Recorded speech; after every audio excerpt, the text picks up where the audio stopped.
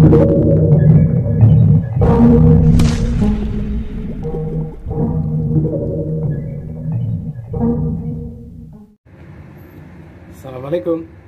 sahabat Osmarwan Putra Channel. Selamat siang sahabat. Sesuai dengan janji saya di postingan FB saya hari kemarin, setelah di minggu terakhir ini saya berhasil meningkatkan pertambahan subscriber sebanyak 100 subscriber dalam 6 hari. Ini satu langkah maju, karena sebelumnya 3 kali berturut-turut itu saya memperoleh 100 subscriber itu dalam 10 hari. Jadi dalam 30 hari saya memperoleh subscriber baru 300 subscriber. Tapi di minggu terakhir ini, itu dalam waktu 6 hari saya bisa meningkatkan jumlah subscriber saya 100 subscriber.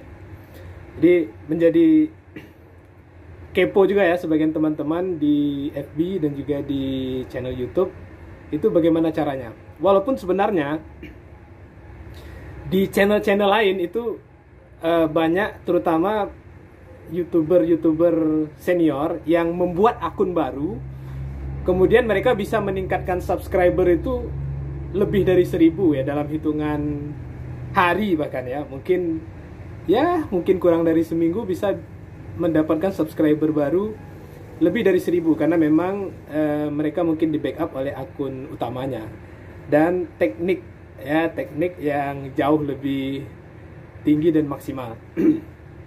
Tapi sebagai info saja, bagi saya seorang pemula yang merintis FB, YouTube dari awal, channel YouTube dari awal, itu bagi saya sudah sesuatu yang lumayan lah pencapaiannya gitu ya, sebagai YouTuber atau konten kreator pemula.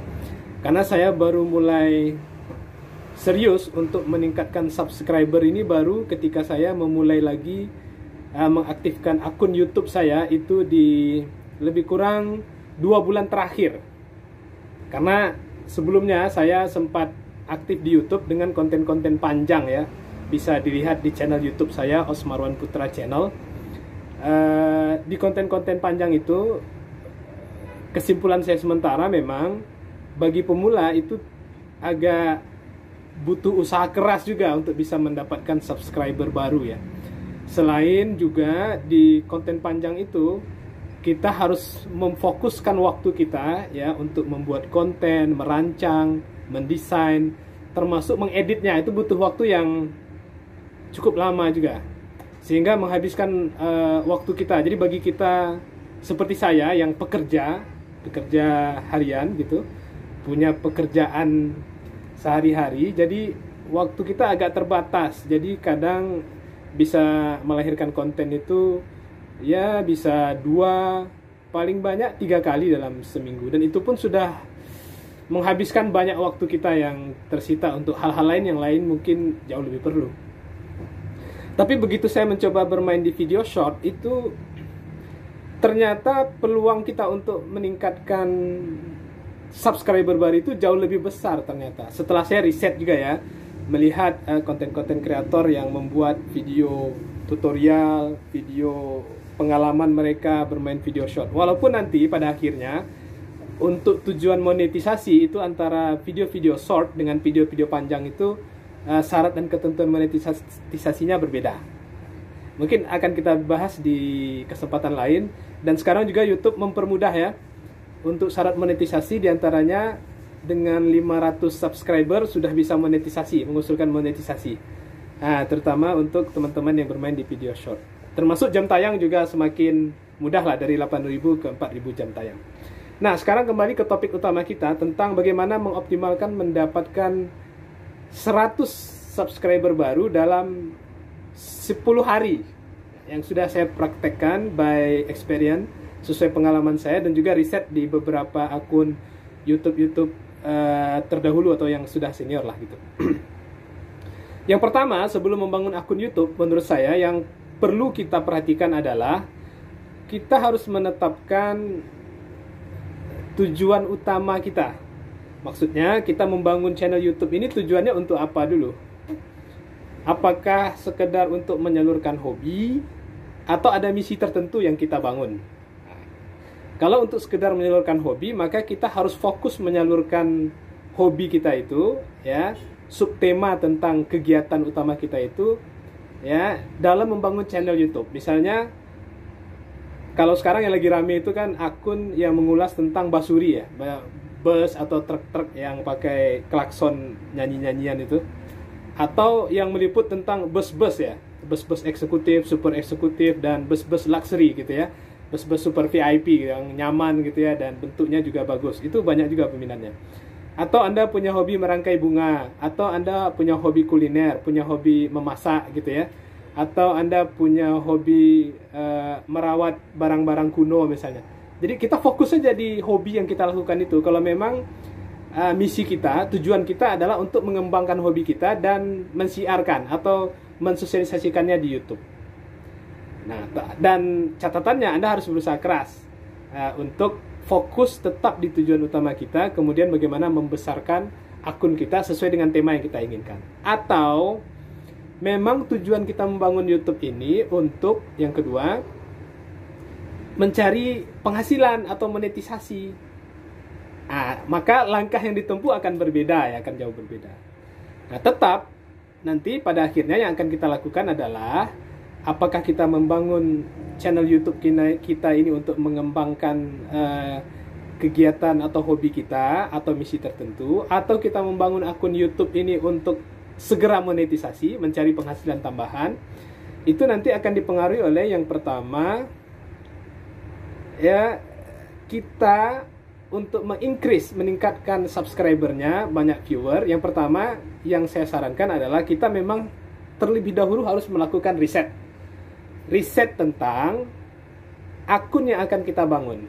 Kalau base-nya di orang yang pertama tadi, yang membangun channel untuk mengembangkan hobi dia gitu ya, atau menjalankan misi dia, maka dia harus riset tentang hobi-hobi sejenis yang sudah ada akunnya di YouTube. Apa yang diriset? Yang diriset adalah carilah hobi-hobi sejenis yang sudah punya akun YouTube-nya, yang sudah banyak pengikut dan viewernya. Maka belajarlah dari situ. Belajar maksudnya adalah bagaimana mereka memilih judul. Memilih judul yang tepat sehingga menarik dan dilihat orang. Dan bagaimana mereka memilih tema-tema apa terkait dengan hobi itu yang banyak diminati orang. Sehingga apa? Orang banyak melihat, orang jadi kepo, orang ingin tahu gitu ya.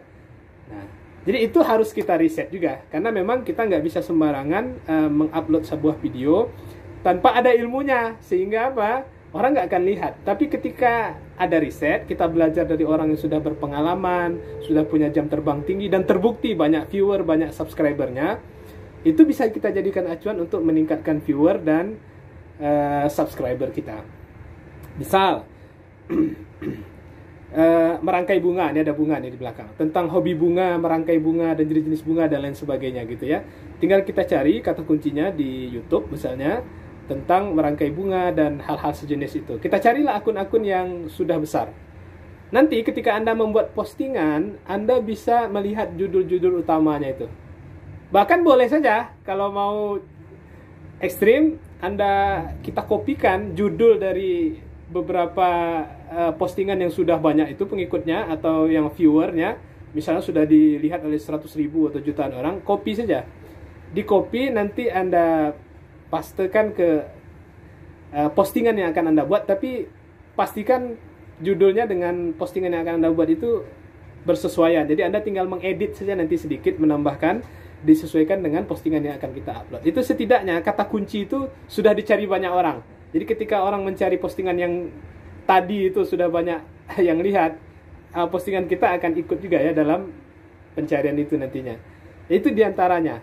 Jadi Anda juga bisa riset di situ berapa orang sih yang bermain di tema itu gitu ya, youtubernya yang sudah banyak pengikutnya, yang sudah banyak viewernya, banyak subscribernya. Anda bisa lihat, Anda pelajari semuanya. Jadi riset itu penting supaya kita kita tidak salah langkah dan kita punya acuan bagaimana caranya untuk meningkatkan viewer dan subscriber. Dari apa? Dari channel-channel yang sudah besar gitu.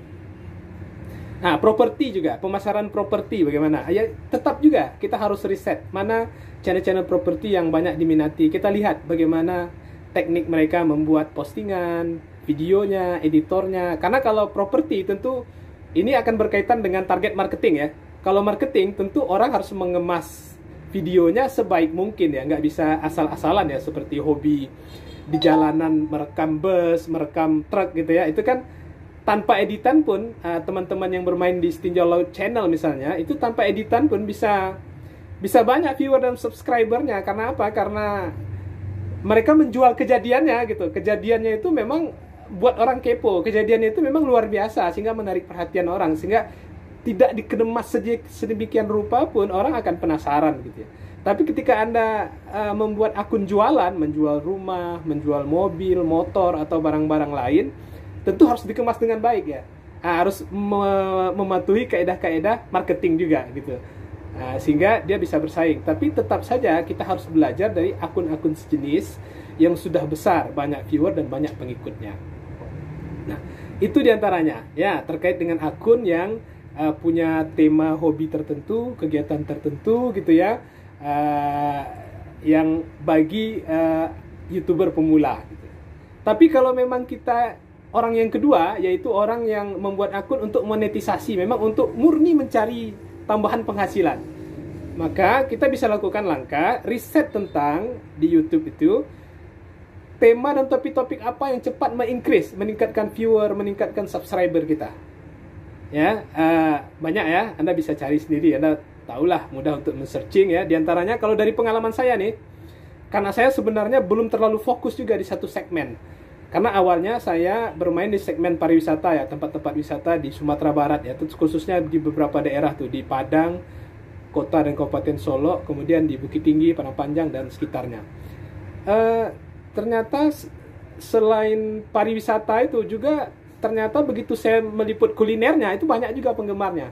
Walaupun antara pariwisata dan kuliner itu masih saling berhubungan ya. Jadi saya teruskan saja konten-konten terkait pariwisata dan kuliner itu. Tapi di sisi lain kemudian saya menemukan begitu saya terjun ke video short, itu ternyata karena saya punya kebiasaan pulang pergi ya dan keluar kota, dari kota Padang terutama ke daerah kota dan Kabupaten Solo, itu dalam seminggu bisa 2 atau 3 kali.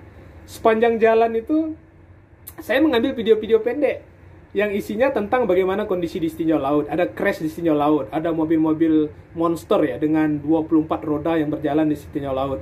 Kemudian ada bus-bus super VIP yang bagus. Itu saya ambil rekamannya, walaupun misalnya saya meliput mobil-mobil sudah terkenal ya, kayak NPM, ANS, ada Sembodo yang lewat di Jalinsum jalur Setinjau Laut itu dalam hitungan 5 menit, dalam hitungan 5 detik, 7 detik, bahkan 10 detik saya ambil. Itu begitu saya post tanpa editan pada jam tertentu ya, maksudnya itu dilihat bisa sampai 5.000 viewer. Padahal akun saya akun pemula, baru di subscribe oleh 500 orang misalnya. Itu bisa video berdurasi 5 detik, 6 detik, 7 detik saya berselisih di jalan dengan bus-bus canggih itu, atau bus-bus yang unik, atau truk-truk yang unik ya. Truk-truk besar dengan 24 roda itu kan unik tuh, mengangkut trailer di atasnya, itu unik. Itu menjadi banyak juga ternyata segmen peminat yang mencari informasi tentang itu. Akhirnya saya memfokuskan video short saya di video-video jalanan itu, karena memang sehari-hari saya tuh 3 kali dalam seminggu itu bolak-balik ya, dari Solo ke Padang gitu. Jadi dalam 1 kali perjalanan ke Solo misalnya, itu saya bisa buat 3-4 video. Karena gadget saya tuh standby ya di kaca depan mobil itu. Jadi begitu ada yang menarik di hadapan saya atau di samping saya tinggal tekan tombol on saja, kemudian videonya berjalan. Nah, kadang bahkan ada monyet-monyet ya yang sering dibagikan makanan di pinggir jalan antara Padang Solo itu sekali video itu bisa ribuan kali juga yang melihat, karena itu sesuatu yang menarik ya. Kadang tingkah-tingkah aneh, tingkah lucu monyet itu membuat orang penasaran juga gitu. Nah, selain video bus, video truk tadi yang sepertinya ini salah satu segmen yang banyak peminatnya di video short terutamanya. Jadi itu saran saya. Itu diantara yang banyak peminatnya. Saya nggak tahu pastinya Anda lebih pintar untuk mencari di YouTube, searching, research sendiri, konten tema-tema apa yang paling banyak penggemarnya dan paling cepat untuk mendatangkan viewer atau subscriber. Nah, itu yang perlu diperhatikan. Yang ketiga yang perlu diperhatikan adalah ya kita juga harus memahami kapan waktu-waktu terbaik. Kapan waktu-waktu terbaik untuk kita mempost atau memposting video short kita atau video panjang bisa juga.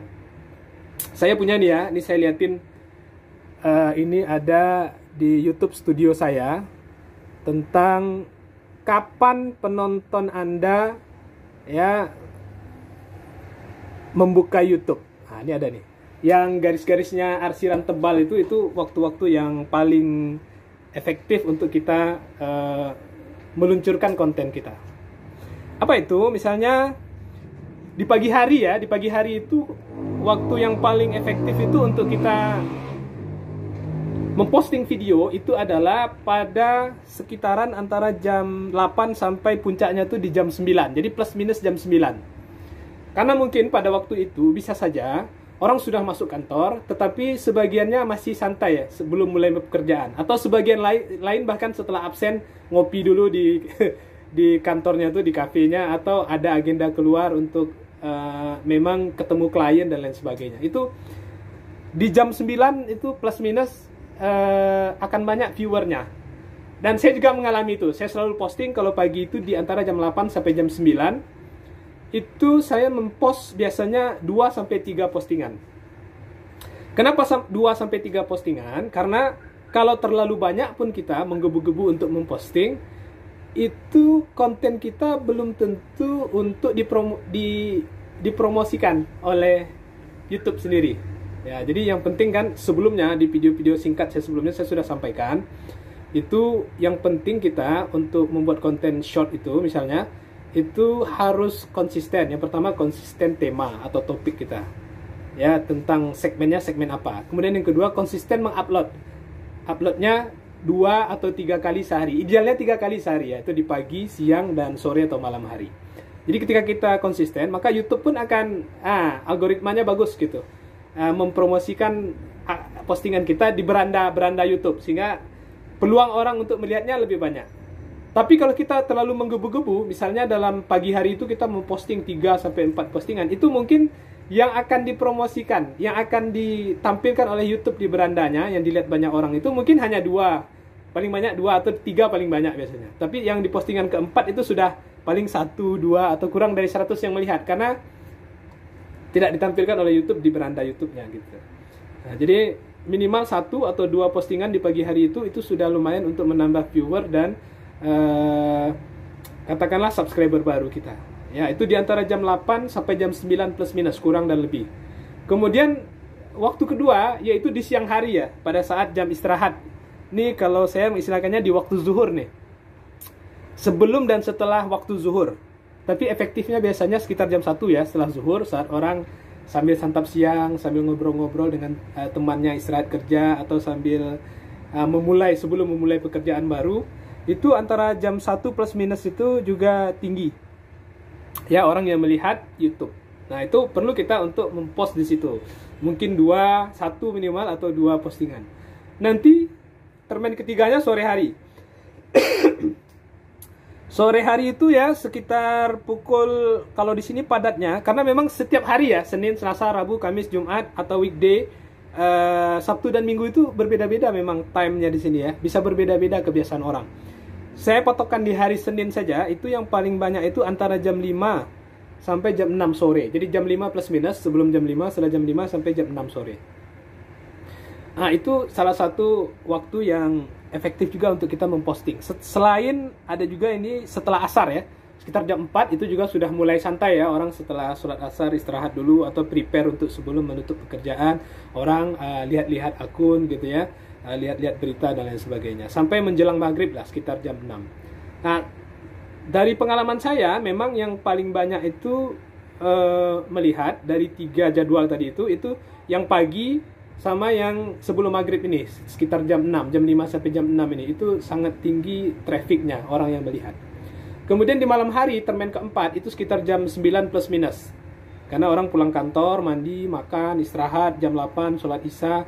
Nah, setelah sholat isya itu orang kan, ada yang makannya setelah isya, dan ada sudah bersantai setelah isya, orang cenderung di depan handphone ya, atau gadgetnya. Itu jam 9 plus minus, sebelum jam 9 atau setelah jam 9, beberapa waktu sebelum orang beristirahat untuk tidur. Nah, itu waktu efektif untuk 4 waktu efektif untuk kita update dan meluncurkan video kita di video short ataupun panjang di channel YouTube. Nah, itu pengalaman. Tapi di hari Sabtu dan Minggu itu berbeda lagi. Nanti mungkin kesempatan lain akan kita bahas. Itu waktu-waktu orang di hadapan gadget itu sangat lama ya. Maksudnya orang membuka channel YouTube gitu ya. Nah, itu teman-teman yang bisa saya sampaikan untuk sementara ini. Yang pertama terkait latar belakang kita untuk membuat channel YouTube itu untuk apa? Itu akan mempengaruhi cara kita untuk mempromosikannya, ya, dan cara kita untuk membuat konten-konten yang seperti apa, gitu ya. Kemudian setelah kita tahu apa tujuan kita untuk membuka channel YouTube ini, kita juga harus memahami konten apa yang tepat yang harus kita buat. Apakah tujuan kita untuk memang mengembangkan hobi kita, minat kita, maka fokus di situ ya. Kemudian kita harus riset tentang hobi-hobi sejenis, minat-minat sejenis yang akun YouTube-nya itu sudah tinggi pengikut dan subscribernya. Itu bisa menjadi bahan kita untuk duplikasi lah gitu ya. Kita perbaiki, kita copy, kemudian kita luncurkan gitu ya, sesuai dengan video pribadi yang kita kembangkan. Kemudian kalau kita memang tujuan monetisasi, hanya ingin untuk mencari keuntungan yang sebesar-besarnya, mencari pendapatan dengan cepat, mudah maksudnya dengan usaha ya, tentu kita harus meriset akun-akun yang sudah besar, hobi-hobi, kebiasaan-kebiasaan, atau tema-tema apa yang banyak diminati oleh orang di channel YouTube ini. Nah, kita bisa riset di YouTube itu sendiri. Kemudian terkait waktu, sudah saya sampaikan tadi ada 4 setidaknya durasi waktu yang bisa kita manfaatkan untuk mengupload video. Itu pagi hari di antara jam 8 sampai jam 9 plus minus. Yang tinggi viewernya itu juga di siang hari, jam istirahat sebelum dan setelah zuhur, ini idealnya antara jam 12 sampai jam 1 plus minus. Kemudian nanti sore hari setelah asar di jam 4 sampai jam 6 itu menjelang maghrib ya, orang sudah bersantai pulang kantor ya, prepare untuk pulang. Kemudian nanti di malam hari jam 9 plus minus ya, antara setelah isya itu jam 8 sampai jam 9 plus minus, orang sudah aktivitas di rumah juga sudah bersih-bersih, sudah santai gitu ya bersama keluarga misalnya, atau rehat sambil buka channel YouTube. Itu perlu kita perhatikan ya. Selain memang tadi ada catatan juga, kalau memang channel kita itu dikhususkan untuk marketing, maka kita juga harus memperhatikan kontennya ya. Konten yang akan kita buat itu juga harus dipoles sesuai dengan ya strategi marketing tentunya gitu ya. Videonya harus bagus, editingnya bagus, kemudian teknik-teknik marketingnya harus masuk dalam pembuatan video itu semua ya. Misalnya ada 4P dalam marketing ya, product, price, place, and promotion misalnya ya. And need and want-nya juga harus masuk di situ. Itu harus kita pahami juga selain teknik editing videonya. Dan bagi kita yang bermain di beberapa segmen yang tidak memerlukan editing, itu sebenarnya beruntung juga ya. Tidak perlu banyak energi gitu ya untuk membuat video. Hanya memilih momen yang tepat saja untuk kita mengambil video. Seperti contoh video di jalan raya itu ya. Misalnya suara basuri ya, klakson yang bernada, bernyanyian, berjoget gitu ya, itu kan banyak peminatnya juga. Itu nggak perlu diedit pun, kita tampilkan, post dengan judul atau tema yang tepat, bikin orang kepo, menarik perhatian orang, dan sudah kita riset kalau kita ambil judulnya ini banyak yang lihat, itu sudah cukup untuk meningkatkan viewer dan subscriber diantaranya. Sejauh pengalaman saya bermain di video-video short ya. Correct me if I am wrong gitu ya. Jadi silakan tinggalkan catatan. Kalau ada tambahan-tambahan masukan dari rekan-rekan semua, silakan ditinggalkan catatannya. Dan semoga video ini bermanfaat bagi YouTuber pemula. Nanti kalau ada yang ingin bertanya, masih kurang puas, bisa catatkan saja di kolom komentar. Nanti insya Allah akan saya tanggapi, dan kalau ada waktu kita akan buatkan video khusus tentang hal-hal yang masih Anda kurang puas dan pertanyakan gitu ya. Jadi jangan ragu-ragu untuk membuat konten di YouTube, bisa untuk mengembangkan bisnis, bisa untuk mengembangkan hobi, dan mungkin ada misi-misi tertentu gitu yang ingin kita sampaikan di tengah-tengah masyarakat.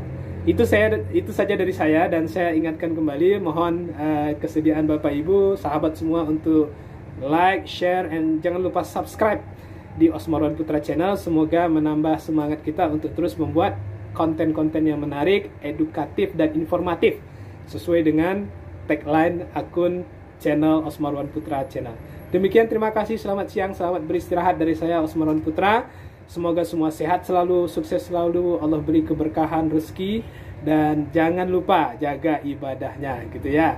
Assalamualaikum warahmatullahi wabarakatuh.